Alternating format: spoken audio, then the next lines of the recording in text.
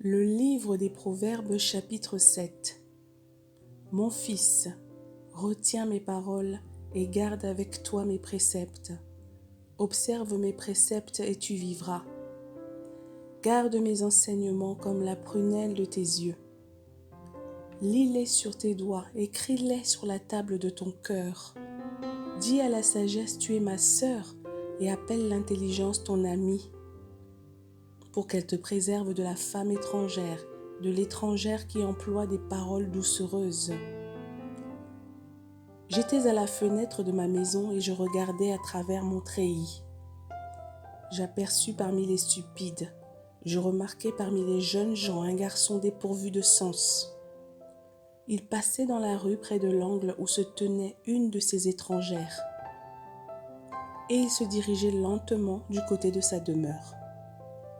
C'était au crépuscule, pendant la soirée, au milieu de la nuit et de l'obscurité.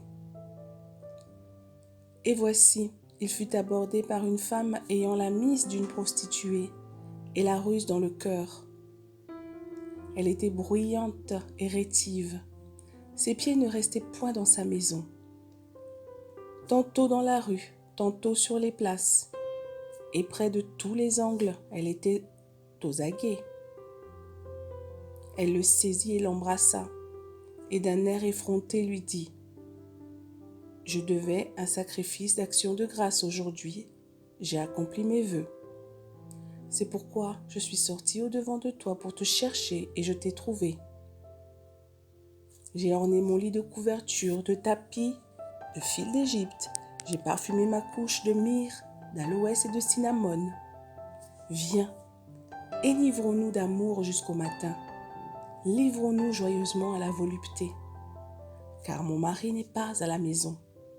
Il est parti pour un voyage lointain. Il a pris avec lui le sac de l'argent. Il ne reviendra à la maison qu'à la nouvelle lune. » Elle le séduisit à force de paroles. Elle l'entraîna par ses lèvres doucereuses.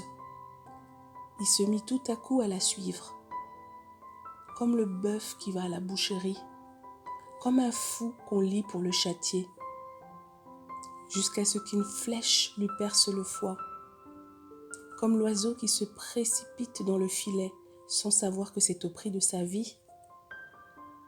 Et maintenant, mes fils, écoutez-moi et soyez attentifs aux paroles de ma bouche. Que ton cœur ne se détourne pas vers les voies d'une telle femme. Ne t'égare pas dans ses sentiers, car elle a fait tomber beaucoup de victimes. Et ils sont nombreux tous ceux qu'elle a tués. Sa maison, c'est le chemin du séjour des morts. Il descend vers les demeures de la mort.